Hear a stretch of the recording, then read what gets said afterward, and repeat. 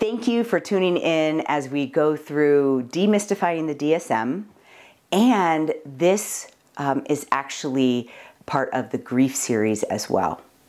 I am Cristi Bundukamara, Dr. B, and I have over 20 years of clinical experience, but my real experience comes from my life. And right now I am going through a personal grief journey, but also really trying to document how do you grieve.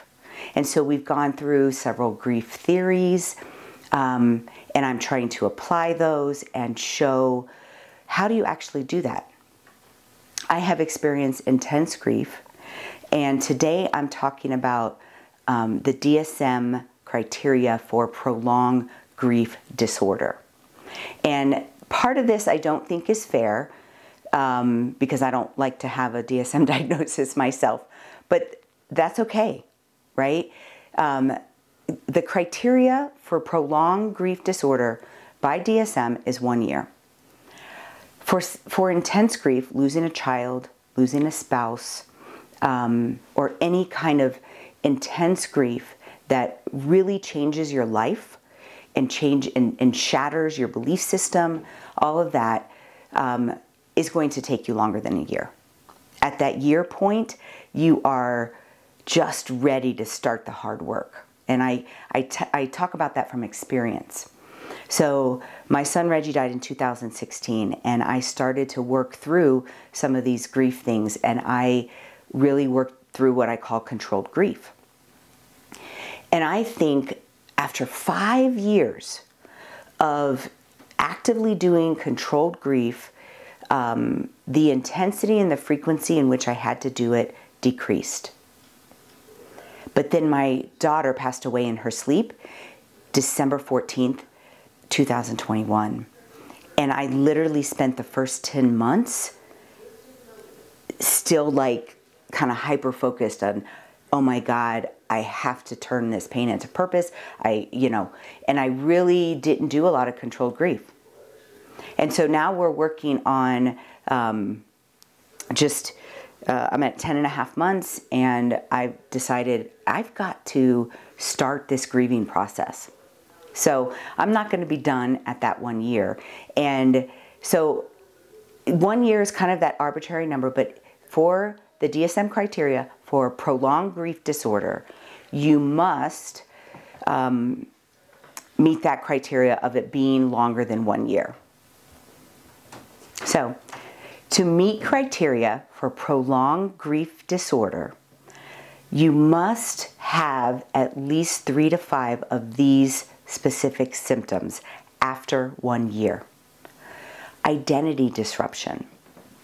So there's going to be identity disruption in intense grief, right? I mean, I even have gone through days where I feel like I'm not a mother. Like my identity is gone. Both of my biological children have passed. And am I even a mother anymore? And yes, I am a mother. Not just because I also have adopted children who I love and love me, but because that's who I am. I am a mother. I am Reggie and Maya's mother, right? So if you are still having a lot of that identity disruption, is one of those criteria. Marked disbelief.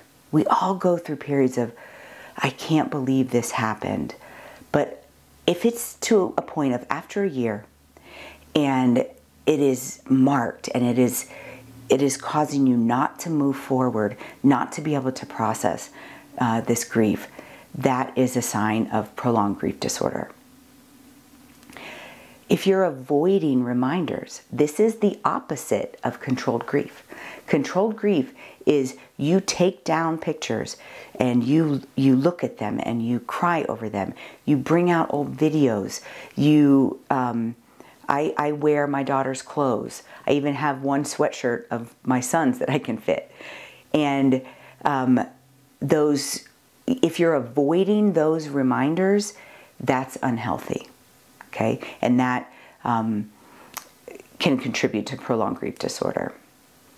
If there's intense emotional pain, we all have intense emotional pain. But again, this is after a year and it's impeding function, right? And this is why I'm going to say it over and over and over and over again. You've got to do controlled grief. You've got to have control of when you feel that pain.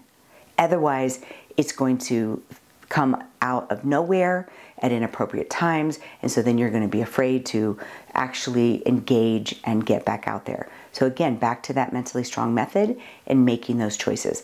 But if you are avoiding that emotional pain and it is intense and it is impacting your life, that is also part of an unhealthy grieving process.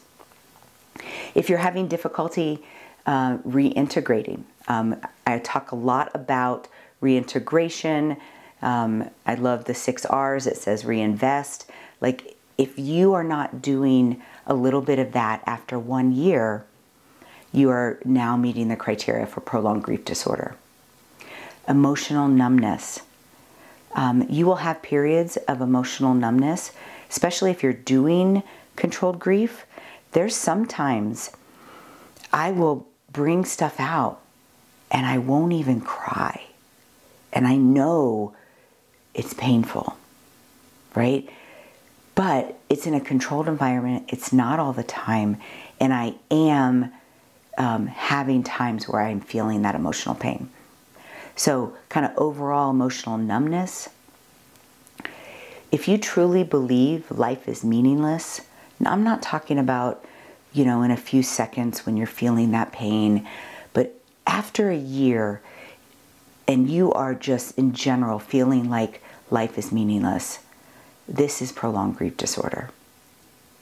Intense loneliness is another symptom of prolonged grief disorder. So if you have 3 to 5 of these symptoms after 1 year, you should seek professional help, right? You know, maybe you need help kind of initiating and getting started with this grief process. And it's important for you to do that. It's important that you take care of yourself. The pain of this loss feels unbearable, but I know that you can do it.